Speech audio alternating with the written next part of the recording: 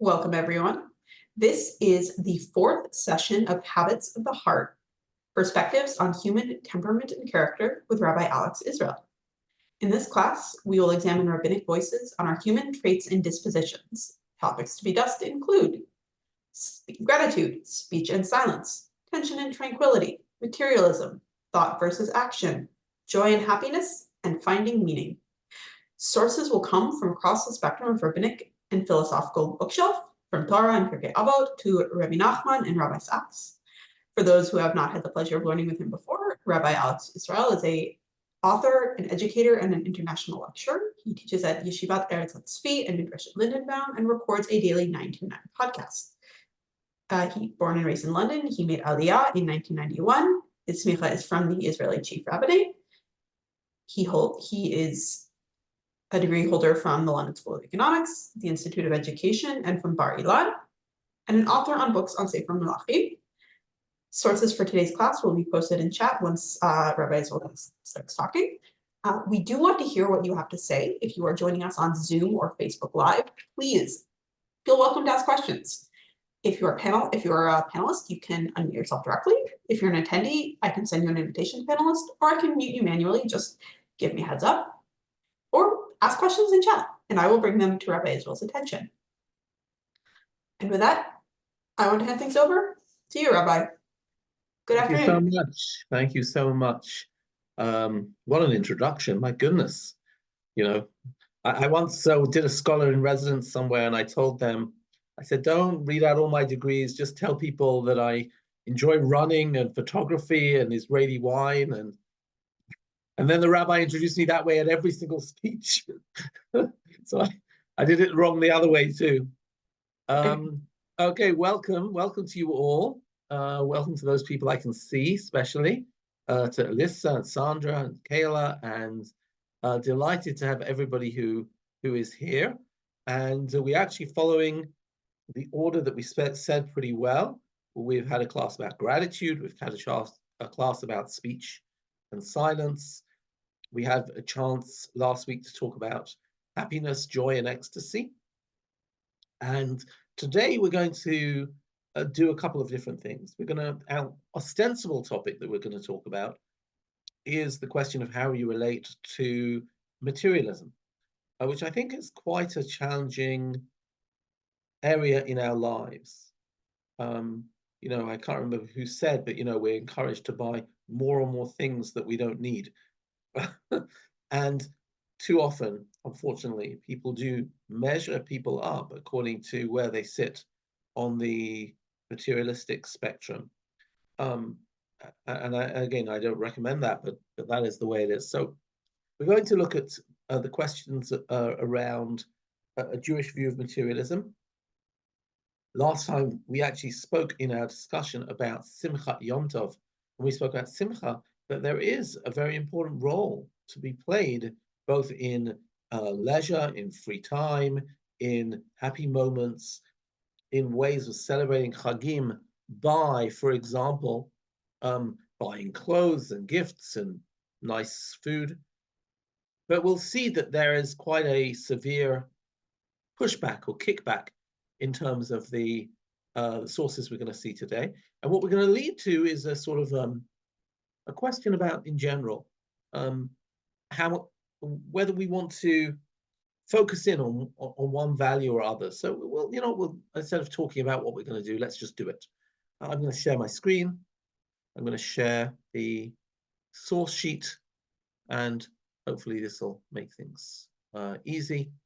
And then great. So let's begin with a couple of very always seem to start from Pirkei Avot. I'm not quite sure why those sort of come to mind more than any other, but obviously Pirkei Avot frequently deals with these sorts of things. So, second, yeah, great. So if we take a look here, it should be at the top of your sheet. Let me just make it a bit bigger. Hold on. There you go. I'm actually going to do the second source first. Chapter 6, Mishnah Daled. Kalchi darka shel Torah. This is the way of the Torah, says Pirkei Avot. פת במלח תאכל, ומים במשורה תשתה. ועל הארץ תישן וחי צר תחיה, ובתורה אתה עמל. So this is the way of the Torah. Eat bread with salt. Pat b'melach tochal. Drink water sparingly, sleep on the ground. Your life should be one of tsa'ar, right? Of hardship. And work in the Torah. Work. Amel. To be amelim b'Torah. And if you do that, it'll be great. You'll be happy in this world, and it'll be good for you in the next world. Now, admittedly, this is from the 6th chapter of Pirkei Avot, which is a braita, which is about the virtues of Torah. The 6th chapter of Pirkei Avot is all about limud Torah, and maybe this is not the recommended lifestyle for every person, but just for a Torah scholar. That a person should live in a very, very sort of Spartan environment where they have very, very little in the way of the material, and they should just spend all of their efforts and work on Torah. You might be aware that there is an argument between the Novardok Musa and the Slobodka Musa about whether a person should emphasize the Katsunut Adam or Galut Adam, the smallness of human beings or the greatness of human beings. It's well known that Ponovich, which is a derivative of the Novardok Musa, the guys in Ponovich deliberately don't match their jackets to their suit trousers, right? So they will not look too elegant. They will look respectable, but not elegant. Whereas Chevron, the yeshiva of Chevron, which derives from Slobodka, are known for their fashionable suits. And it's interesting to see, even in the yeshiva world, different relationships to how you relate to materialism. But here, there is a sense that if you want to be a Torah scholar, put everything else aside. But if we talk for the rest of us, let's go back to chapter 4, Mishnah 21 of Pirkei Avot, and let's talk for the rest of us. Rabbi Eliezer HaKapar says, and we're going to come back to Rabbi Eliezer HaKapar in a minute, Hakina v'hata'ava v'hakavod motziim et ha'adam min ha'olam. That there are 3 things which can drive a person out of the world. And those are kina'ah, jealousy or envy, ta'ava, lust or desire, and kavod. And what's he, honor, right? And what's he referring to? First of all, which world do they drive you out of? This world, the other world? Why do these things, jealousy, lust, honor, why do they take a person out of the world? Anybody want to venture either in the chat or to mute themselves and suggest a reason why we think that maybe hakina v'hata'ava v'hakavod motzim et ha'adam min ha'olam? Which world? This world? The next world? And if you need to stop muting yourself, I'm here for that. So I'll venture something since nobody's jumping forward here. So Richard says kavod can lead to arrogance, which is definitely true. But if you think about it, envy is something where I'm always looking at somebody else. Lust, right? I'm always saying, maybe it could be sexual lust or some other, right? Ta'avot, right? Is again telling me that what I have now is not good enough, and I need more, I need it bigger, I need it better, I need it, with greater frequency. Kavod also, right? Kavod, people who are always looking for honor, nothing's ever good enough for them. So sometimes I've actually thought about this idea that, jealousy or envy, lust, and honor take somebody not out of the next world. It's not that jealousy will lead me to be insulting or mean, and lust will lead me to sins, and honor will lead me to be arrogant or unpleasant. It's actually that they take me out of this world. I'm not living in this world. What am I doing if I'm full of envy? I'm always judging myself by other people, right? Oh, what vacation did they go on? What car are they driving? If I'm full of ta'ava, right? I can't stay in the moment. I'm always trying to get the next, pleasure. And if I'm looking for kavod, then, my life is involved with, I suddenly see everything as maybe as a slight, everything as an insult. So maybe it takes me out of this world, if you understand what I mean. Maybe that's part of it. Okay, so all of that is by way of introduction, and you'll see how this comes through in our following texts. But let's start by getting into the question of materialism through the classic case of the Nazir. And then let me explain where we're going to go with this. We're going to first look at a famous machloket about the Nazir, the person who is the Nazarite. I'll describe the Nazarite in a second. And then we're going to see two perspectives. Is the Nazarite somebody who we look up as an example, or is the Nazarite somebody who we see as somebody problematic? Just a word to bring everybody onto the same page. A Nazarite is somebody who takes a vow of abstinence. What they're going to do is they're not going to drink wine, they're not going to come into contact with the dead, and they're also not going to cut their hair. And they do this for at least 30 days. Maybe they do it for their whole life.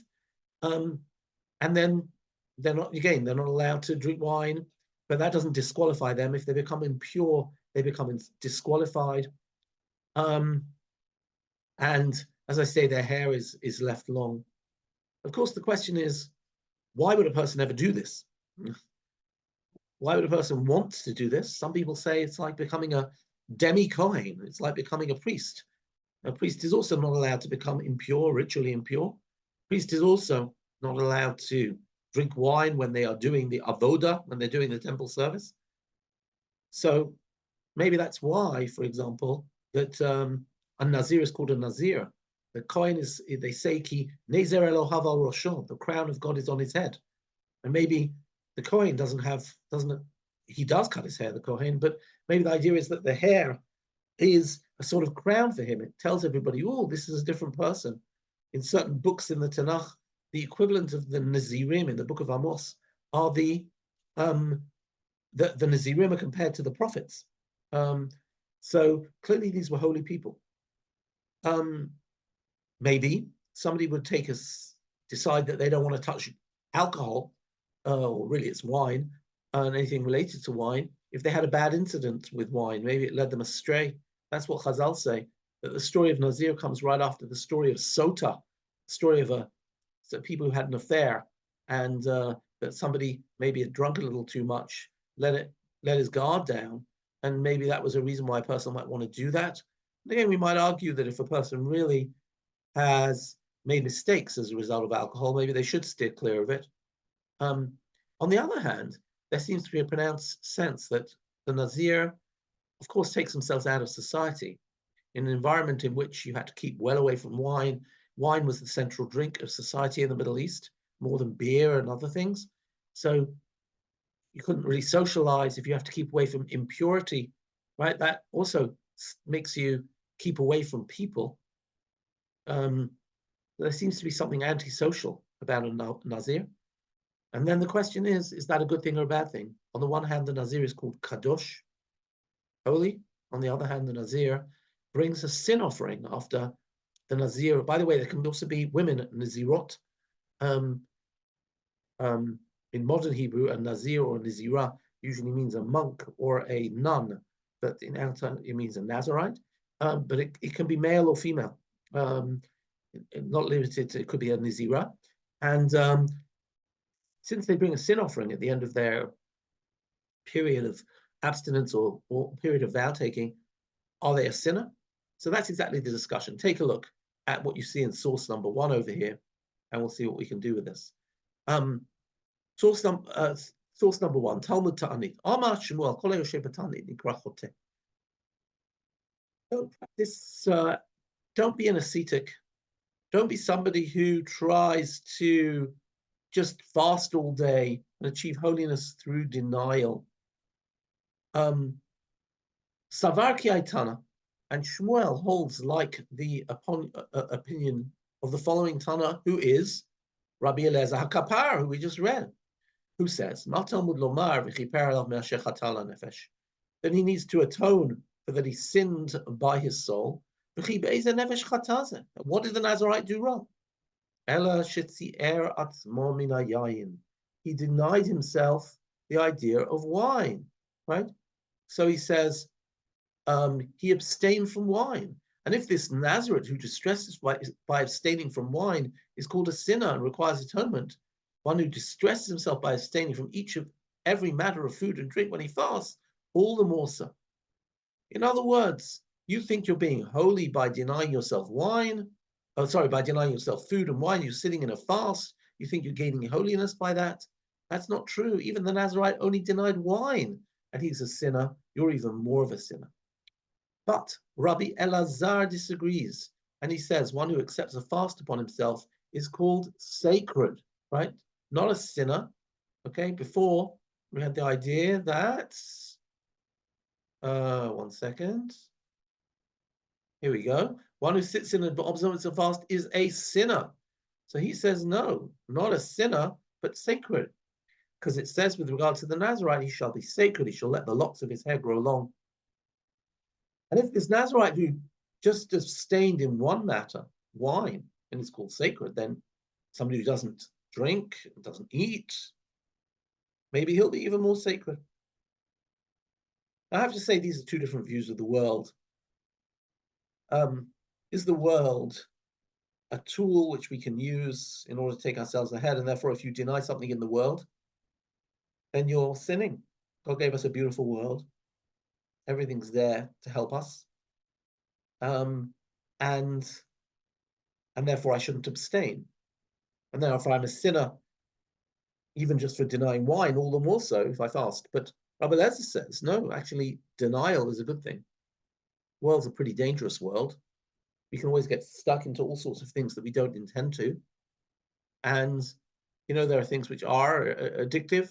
Our phones, for example. Alcohol would be another one. And all sorts of other things. So we get into bad habits. Maybe we should practice denial. That's the discussion. Rabbi Shmuel, the earliest generation from Bavel, says, don't fast. Rabbi Elazar says, you should. So let's take this to later times and see where this sort of pans out. Here's the Rambam. The Rambam in Laws of Deot. Deot is all about character traits, right? Very appropriate for this course. And the Rambam is going to link our first source about Hakina v'tava Rabbi Eliezer Kapar, envy, lust, and honor drive a man from the world, with the second statement of Rabbi Eliezer Kapar, right? That if you only abstain from wine, that's bad enough, right? But even more so if you abstain from other things. So it's interesting that the same Rabbi Eliezer Kapar, who says, Hakina v'tava b'kavod, motzim et ha'adam min ha'olam, is the same Rabbi Eliezer Kapar who quotes Rebbi, right? Who says that one shouldn't fast. Interesting. Let's take a look. Rambam. Shemot Yomar Adam. A person might say,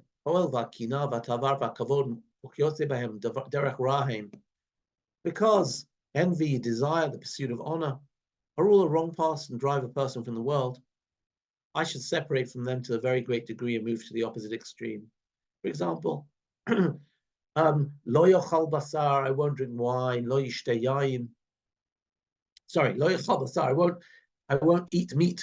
Lo yishteh yayin, I won't drink wine. Lo yisai isha, right? I won't get married. Lo yashed b'dira na'ah, and I won't live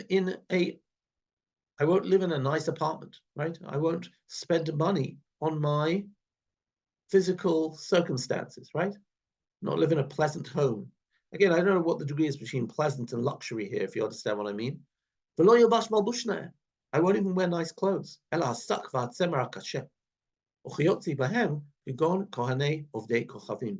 Right? So he's talking about the things that he sees with various priests.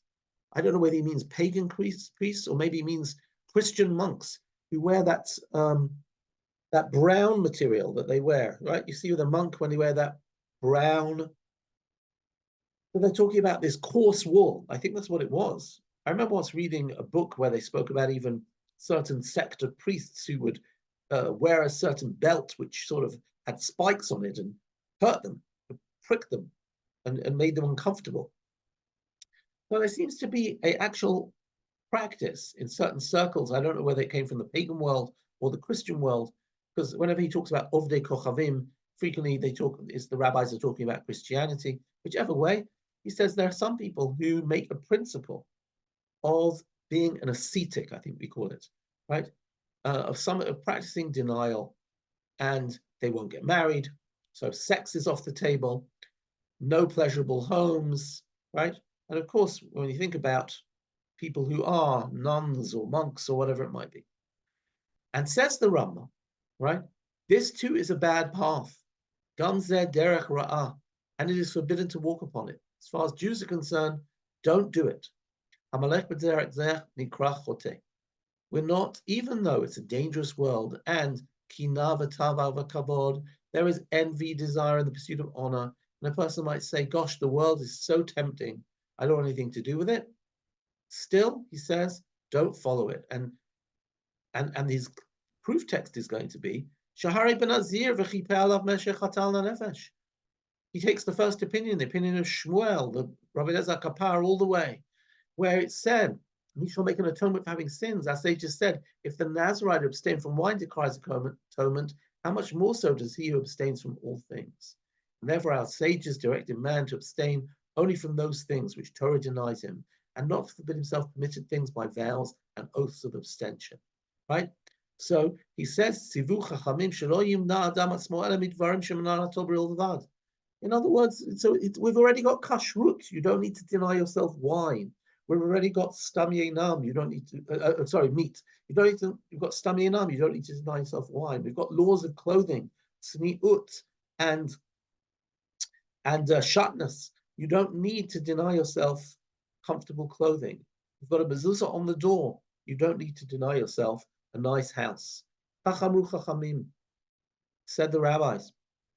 Lo dayecha ma she'asra Torah. It's not enough that you've got 630 mitzvot. Ela she'ata oser alecha dvarim acherim. You want to add additional things. Uvichlal hazeh elu shemitanim tamid einam b'derech tova. And to give an example, he says those who fast constantly. Right?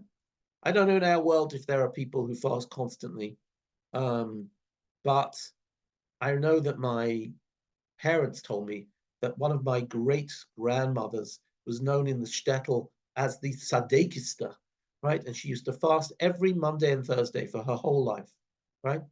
Now, again, it could be that they didn't have a lot of food in the shtetl. That might have been part of it, but my sense is she did it as an act of piety. I don't know what her life circumstances have been that led her to do that, right? But he says, you're not allowed to, wither yourself down, mortify himself in the English here, with a ta'anit. And about these things, Solomon says in Kohelet, don't be such a tzaddik, right? And don't be overly clever. Why make yourself desolate? In other words, the Torah has told us what we can do and what we can't do. We don't need extra things. There's plenty in the Torah which can limit us and can control us, and we don't need these things. Fair enough. So the Rambam is, this is Hilchot Deot, where the Rambam actually develops the notion of the golden mean in the Jewish context. I know it comes from Greek sources, the idea of the golden mean, and therefore he's saying, don't take this too extreme. We've got a lot of things in Judaism which restrict us. And his source text is from the Nazir, that the Nazir brings a chatat. Now let's take a look at the Ramchal. The Mesilat Yesharim, as maybe you know, is a book which is a classic in the Shiva and Musa curriculum. Moshe Chaim Sato is a scholar of the 19th century. I'm just going to look it up to find the exact years. Here we go. 1707, sorry, the 18th century, 1707 to 1746. Okay, it's born in Italy, in Padua, and died in Eretz Israel in Akko. He was a Kabbalist, and definitely his classic Mesilat Yesharim is based on a Braita Masechet Sotah, which talks about various different levels of Zrizut and a Chassidut until you reach the highest level of cleaving to God, of Kedusha, of holiness. And I do have to say that what we're about to read is not for the standard individual. So maybe that's part of it. You'll notice the opening paragraph. I'll just read it with you. Separation is the beginning of piety, all that we've explained up till now. And so the requirements needed for a man to become a tzaddik, really a person. Sorry, it's Adam, but I scanned in a translation, which is apparently very male-oriented.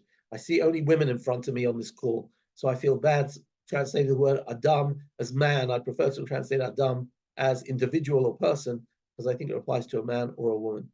So he says, but please excuse I think this is the translation. Either I took it off Safaria or off the Feldheim translation, whichever way.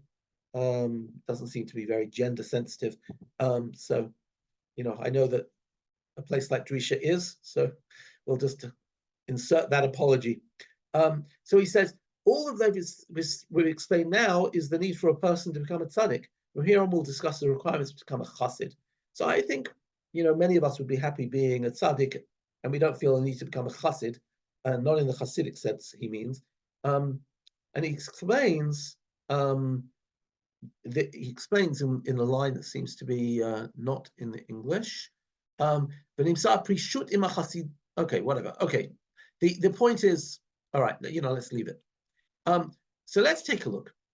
I'm starting here, klal ha-prishut, okay? The general principle of separation. Hope people are following me. I'm highlighting as we go. The principle of separation is what our sages of blessed memory said, Kadesh atzmecha b'mutar lach. This is a quote from Talmud in Yevamot. Sanctify yourself by what is permitted to you. You can already hear that he's going in a very different direction than the Rambam. The Rambam says, if it's permitted, don't restrict yourself. He's saying, no, sanctify yourself by what is permitted to you. And this is the meaning of the word separation, prishut. You've got to separate yourself from things, prohibiting oneself, which is permitted. The intent in this is not to come to violate the prohibition itself. So apparently this in itself is not necessarily sacred, but it is a distancing measure. And he's going to say, sorry, excuse me, I'm going to read quite a bit, but in a minute we'll figure this out. If you ask, on what, I hope you're with me, if you ask, on what grounds should we add additional prohibitions? Our sages of blessed memory already said, is what the Torah prohibited not enough for you, that you seek to forbid yourself additional matters? You can see, by the way, that he's definitely read the Rambam.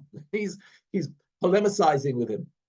Surely that which our sages in the great wisdom saw necessary to prohibit and make fences, they already did so. That's that which he left permitted, but because they deemed it proper for us to be permitted and not forbidden. Why then should we now adopt new decrees which they didn't seek to enact?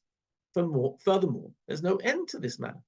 A person will be desolate and afflicted, deriving no enjoyment whatsoever from the world.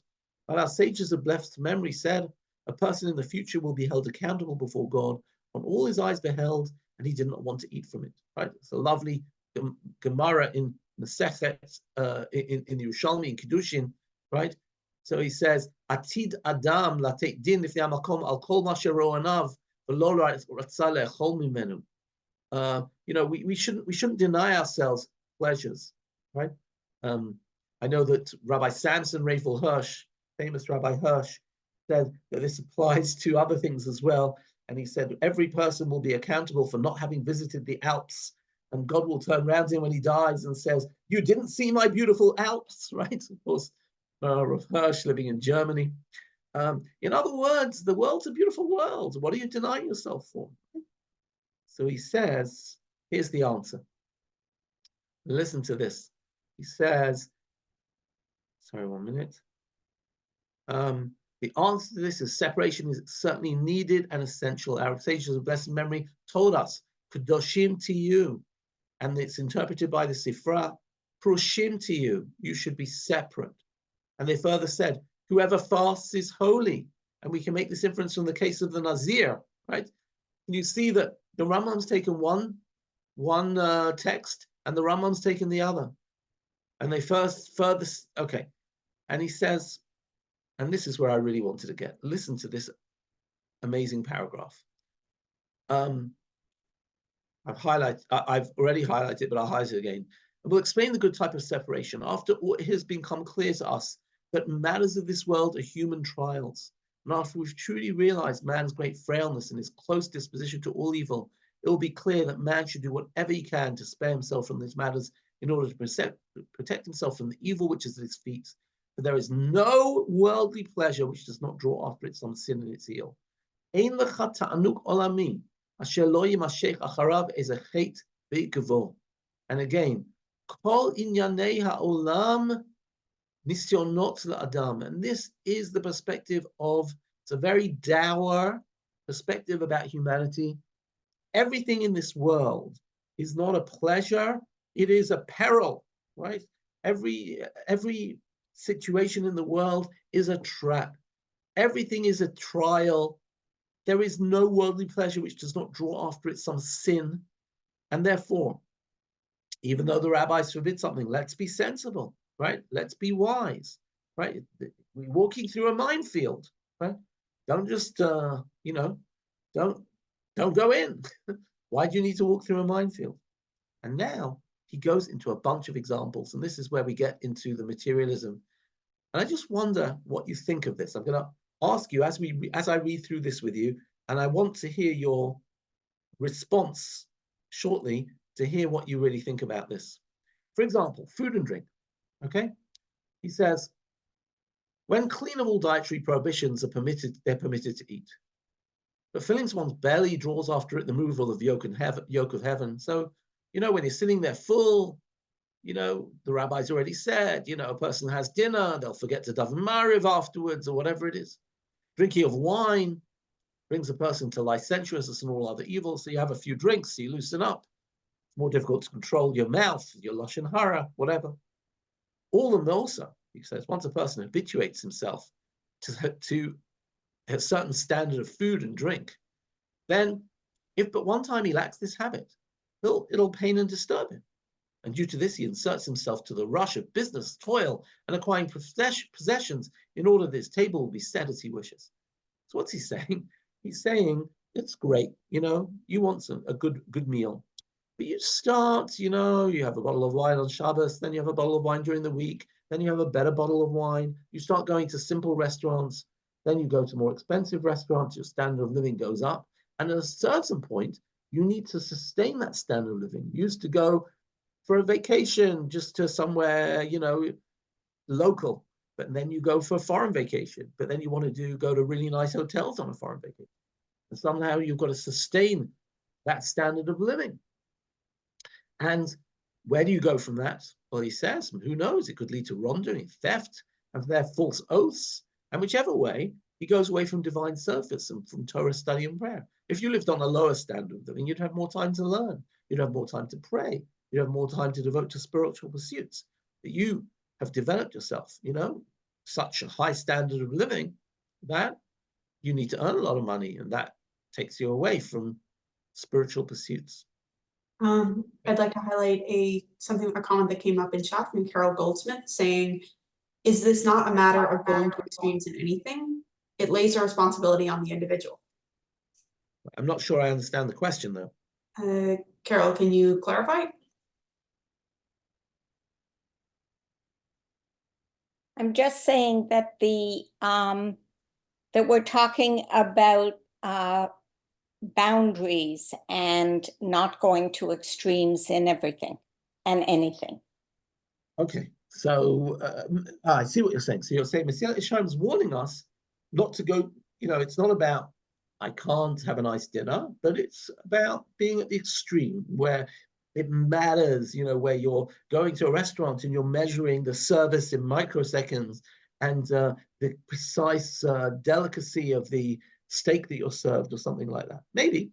But he seems to be saying that if you get too involved in food and drink, it'll create a certain financial pressure.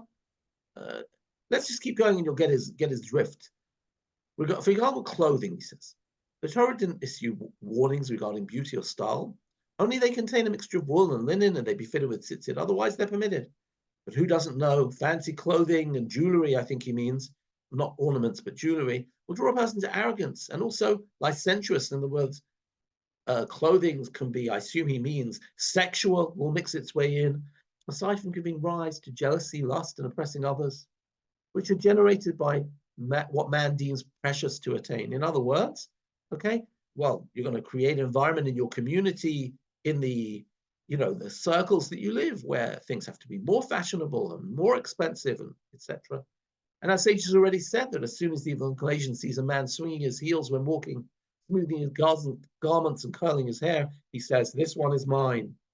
In other words, if you get too into your image, too into your good looks, right, then that will be the case.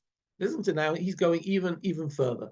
What about vacations? What about going on a little, socializing? If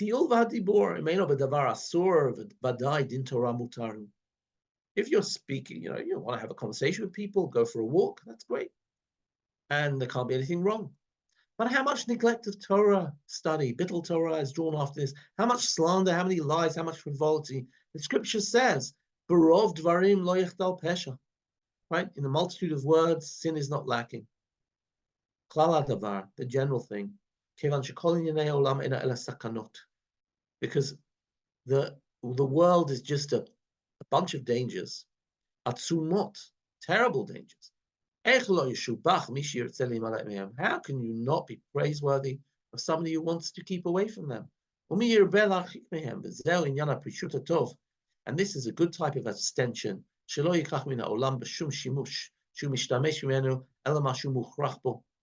Yeah, Sandra, here, just give me a second.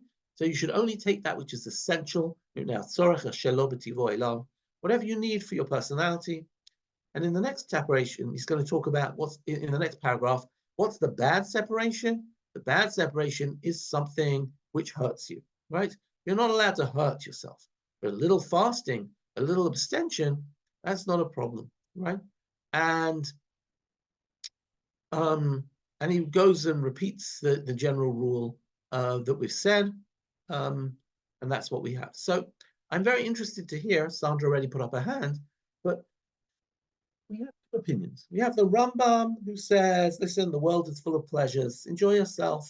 Halacha's given you enough restrictions, and that's what you're meant to do. The Mesilat Yesharim has said, 1 second, there are a lot of dangers around, and we have to keep ourselves aligned with Hashem and with Torah. So I'm wondering whether you find the Mesilat Yesharim wise and a sobering commentary on society, or whether maybe you find it extreme and irritating. I don't know. So interested to hear some feedback, either in the chat or wherever it might be. Sandra. So I have a question. So if in fact we were to go and live in a nunnery or in a garden of asceticism, how great is that really? What does that show in terms of our midot, to put ourselves completely away from anything, and so that we're not daily, while we're running our daily lives, confronting choices, good versus bad, much versus little, too much versus too little, the daily things that we have to learn to make choices about. So my question is, how great is this? I remember the Talmud narrative about the Rabbi and his son who absented themselves from the world, lived in a cave, came out, and essentially burned the wheat field with the blaze of his vision. He had been alone and ascetic and separate for so long that seeing people live their daily lives was a burn. It burned in him. The burn came out of his eyes, and the people couldn't sustain it, and everyone was essentially, it could lead to a volcano, a tornado, a holocaust, whatever word fits. So my question about all of this, about Miss Isharim, is why go to that extreme? Isn't going to another extreme also an extreme? Yeah, so I'll answer you by saying that for the Mesilat Yesharim, he doesn't think he's being extreme. In fact, in the paragraph that we sort of ended with, and I skipped over a little bit, he says, I don't want you to hurt yourself, right? I don't want you to be a monk, right? I don't want you not to get married. I don't want you to, but he just sees so many dangers. He's like, keep it very simple. And, you know, sometimes when I've actually confronted and spoken to, when I was younger, it used to bother me a lot more the Haredim, why they dress in black and white. That was one of the reasons that they always gave me for black and white. They said, you know, we don't want to start worrying about whether you wear a pink shirt or a yellow shirt or a blue shirt. It's black and white. It's simple. It's respectful, and there's no competition in our communities, right? Which, as we all know, isn't quite true. There are clearly standards of living even there, and differences between them. Well, those, Rabbi, excuse me, but those are arguments, for instance, for uniforms. I've heard that same argument for uniforms. Put on a school uniform, or whatever kind of uniform you're talking about. If you're not a policeman or a Kohen or someone who needs a uniform in order to either be clothed in some sort of authority or not. But for instance, putting regular people in uniforms for whatever reason, I think there goes danger. I think that path leads you down a slippery slope. But that's an argument that they will advance for that purpose too. Why not just wear a uniform? Then you don't have to think about what clothes you wear. Why not just listen to me and follow my dictates and not use your own conscience as your guide and the Torah? So this bothers me. Right. Okay, great. Thank you. I'm now looking at the Q&A. Hold on, somebody wrote something. What does a Borsalina cost? I have no clue. I have no clue, but they save on not having the iPhone. Instead, they've got the kosher phone. So, you know, they save on that one. Anyone else want to hold on, I'm looking. Everybody else want to add something? Okay, so I'll just say something. Like, I definitely am somebody who I've got quite a large house, and I've got a garden, and I gain a huge amount of, I almost say, spiritual energy from it. The fact that I have beautiful plants growing in my garden, the fact that I have space when I'm in a very narrow, cramped, unpleasant space, I don't find it gives me the breadth to be able to think. And in that regard, you know, Mesilat Yesharim hits me hard. On the other hand, I feel there is some truth there, that sometimes, you know, I remember when I made Aliyah only at age 24. But as a young person, I guess I was aware of, you know, fashions and about, you know, looking a certain way, especially in London. And I came to a little yishuv in Yehuda v'Shomron, in Gush Etzion, and I used to see the girls come to shul on Friday night with their hair still wet from the shower, and you know, just wearing very simple, you know, naot sandals every week. And there wasn't a need for fashions, and I remember feeling like, wow, there's something very special here about the fact that people will just come. They don't need to worry about picking out a suit or a tie. They just come in their, you know, regular pants and their white shirt. And there's there's simplicity. I've certainly seen, as, you know, as me, my wife, my friends, my social circle have grown up. You know, we used to take local vacations, and then we did start taking foreign vacations. And I always wonder about whether that puts pressure on people who can't afford it. And even for us, we had to sort of stretch ourselves, and we wanted to give our kids fun. And they saw all of their friends going abroad and having fun. And it did put a certain amount of financial strain. Now, you could argue we could cope with it, and we could cope with it. But it's interesting to think about. Well, I guess what I want to say is really expressed by the next source, by Rav Kook. So let's take Rav Kook. Rav Kook actually is talking. This is an article where Rav Kook talks about art. This is from a a discussion about the Bezalel Academy, and he talks about the virtues of art. And he says, and I'm starting from here, on 3 lines from the end of page 3. Nizharim anachnu mishichron v'hafraza. He says, we're very careful to keep away from a sense of intoxication and hafraza. Hafraza means doing something to extremes, going over the top. He says, even if you see something which is absolutely positive, something positive to its extreme, and I think those are some of the comments that I've been seeing in the chat and whatever, when you take something to an extreme, he says, it still would be wrong to take something to a sense of drunkenness, to take it to the ultimate. Hatzedek, he says, for example, righteousness or justice is nele ragleinu v'nachnu korim b'mikra kodesh al tiyeh tzadik harpeh. So he says we want people to be righteous, but then we read in the Tanakh, don't be too righteous. HaChochma yor chayenu, we believe in wisdom. V'nachnu omrim al titchakem yoter. Again in Kohelet, he says, don't be too clever. Achal dvash harabot lo tov. Right, to eat too much honey is not good. Zeu klal hamakif et kol chug chayei am olam. And this is the way that we should look at all of the life of the people, the eternal people. Me'olam lo nitmaker l'idea pratit achat. We should never sell ourselves to one narrow idea, b'midazu, with an absolute, endless, extreme application, till we're drowning in it.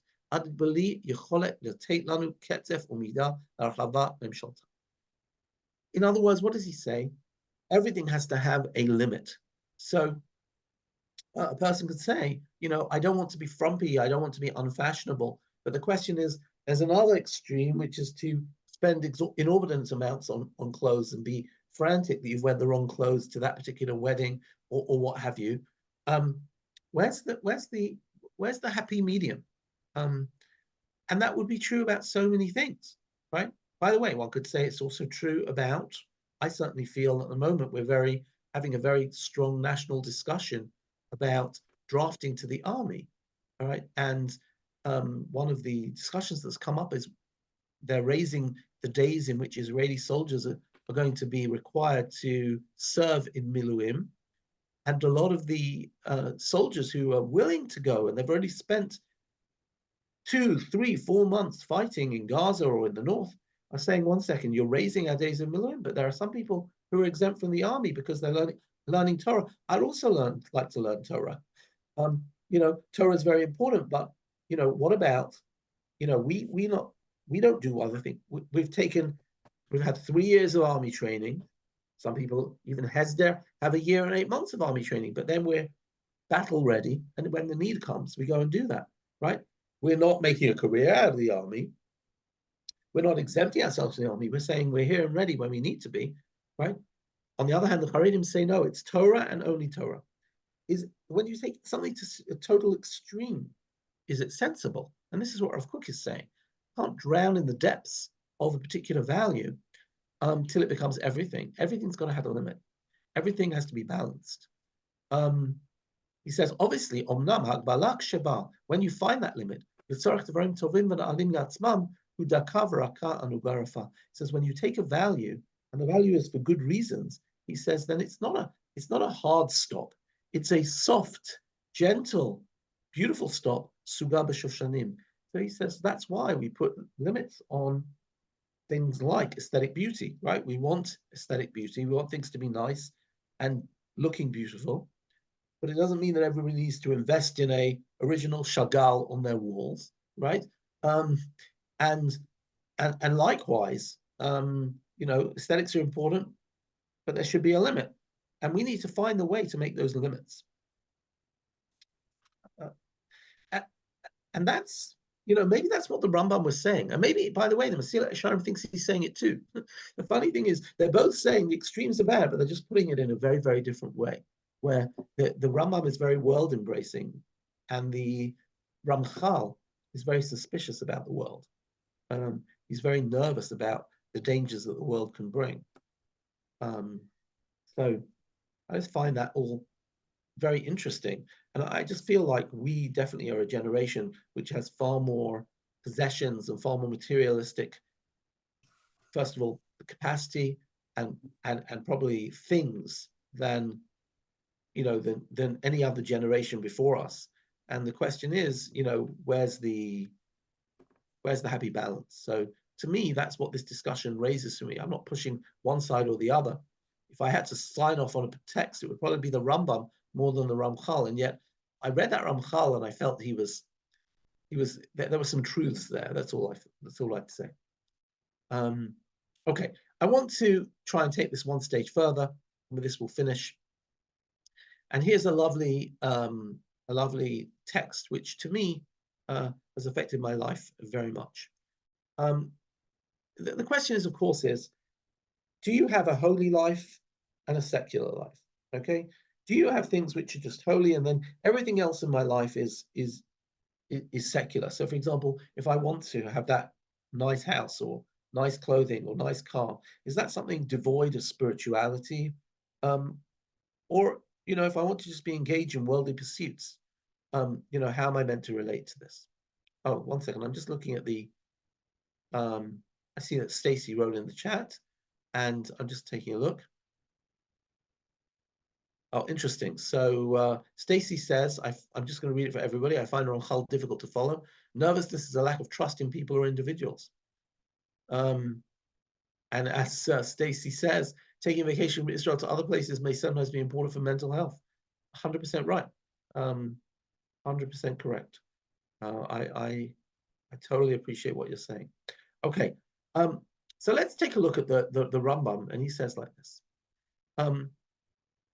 I think this is quite a famous text. Maybe some of you have seen it before, but let's see what we can do.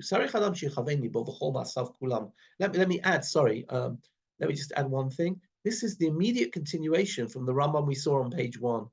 The Rambam we saw on page 1 was chapter 3, halacha aleph, and this is chapter 3, halacha 2 and 3. So this is literally the continuation of the Rambam.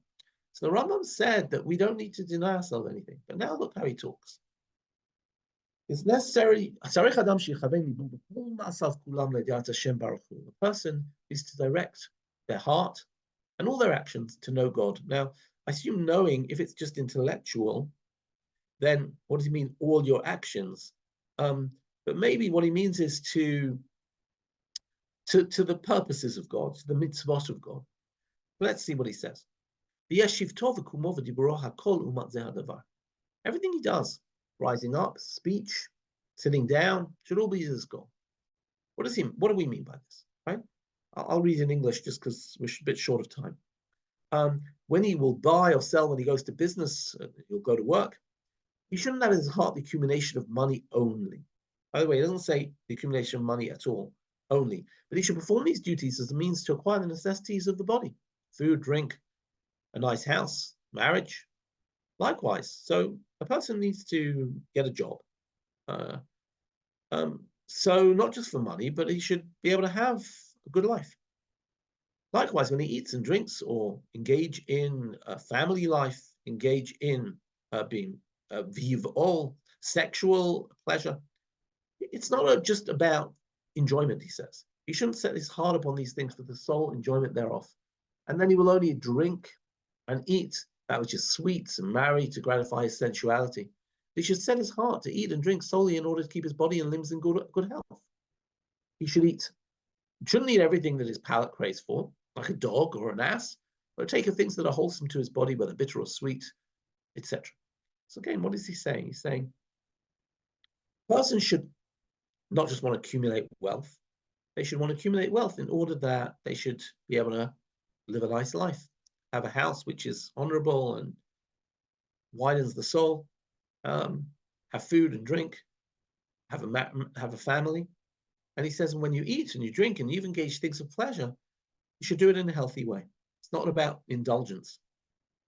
He says, if he follows this life, al pi harafuah, in a medical, correct way, he sets his heart merely to keep his body and limbs healthy and beget children to do his work and strive for his needs, that's also not a good way. So if you're just about health, that's not good. But you want to have a sound and strong body so that your soul will be calm to acquire the knowledge of God. For it's impossible you could be able to learn Torah comprehend and improve yourself in scholarship when you're hungry, sick, or when one of your limbs are in pain. Consequently, one who follows this way, when you follow this way, you are constantly in God's service. Even when you're at work, even when you're doing, even when you perform the grossest duties, seeing that the thought is to satisfy your wants, your body be sound, ready to serve God. Even when one sleeps, if his sleep is purposeful, so your mind be rested and rest his body to prevent himself becoming sick and be unable to serve God as a result of sickness, he will find that sleep is part of his service to God, blessed be he. And about this, the sages said, let all your actions, let all your actions be l'shem shamayim, and in all your ways acknowledge him, and he will make level your paths. I find this a very, very beautiful Rambam. The Rambam says that what you're meant to be doing here is you're meant to be living a healthy life, a life which gives you physical health, gives you emotional health, gives you balance. And in the broader sense of things, what we're trying to do is to fulfill God's will. Again, what do we mean by that? Right? I remember many years ago, when I was trying to choose my career, my father and I had a discussion, and I told my father I was looking for a meaningful career. And my dad said, I don't understand. Why do you need a meaningful career? You go to work in order to work and earn money. And then you can do with your life whatever you choose to do. Now, the truth is, that's exactly what my dad saw himself as doing. He had a good business, and he used to spend every single evening at a committee meeting for the shul, or for the Chevra Kadisha, or for a shir, or whatever. In other words, my father's life was really the community and learning Torah, and also other things which he loved doing, going to concerts and plays and painting. But his work was a means to give him the platform to be able to do that. The Rambam is saying that if you live a virtuous life, then everything you do, right? If you need energy for the day, your sleep isn't a waste of time. It's setting you for the day. If you want to have money in order that you can, have a lovely Shabbat table and entertain guests and make people happy, then that itself is a mitzvah. And therefore, this actually isn't the question about whether, I'm enjoying life or not enjoying life. It's actually the question of, what's the main point of my life? What's my life driving towards? What's the telos of my life? Where's it leading? And in this regard, the Rambam, who said, you don't need to deny anything more than halacha, he's actually making quite an interesting ask of us, that we use our time wisely and we use our time purposefully, and our resources. I remember when we were learning this with my teacher, Rav Lichtenstein. Rav Aaron Lichtenstein said to us, you read. You can just read in order to relax. That's okay. But remember, when you read, it's some books can elevate you and some books can drag you down. And anyway, how are you spending your time? How much leisure time do you need? How much downtime do you need? And how much uptime do you need?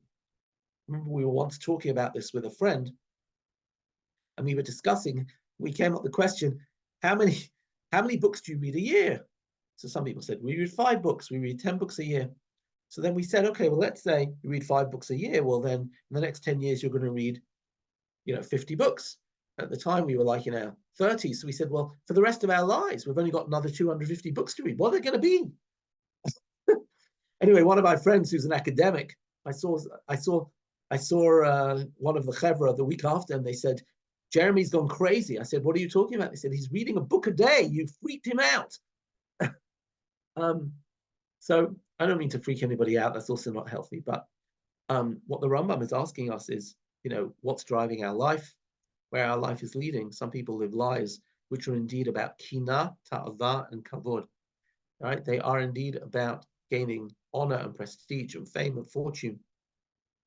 They are about status, and they're about other things which are not necessarily life enhancing. And what the Rambam is encouraging us to do is to not necessarily practice denial, but to live a purposeful life. So I think on that note, we will leave it. And I look forward to seeing you all. I actually have to run off today because I have a meeting right now. Look forward to seeing you all next week. And have a good week. Thank you, Rabbi Israel. If people have any questions that we didn't cover in class or that we don't have the time to cover because Rabbi Israel has to leave, don't hesitate. You can pass them on to me and I will pass them on to him. And if you want to keep learning more with Risha, a new class is starting this Sunday, Mishnah in Depth, Masechet Nedarim, with Rabbi David Silber. He is going to be teaching a continuation of the Mishnah in Depth, Masechet Ketubot that just wrapped up this Tuesday, following the Mishnah Yomit schedule. With that, I hope to see you all next week. Have a good day, have a good evening, and take care. Goodbye.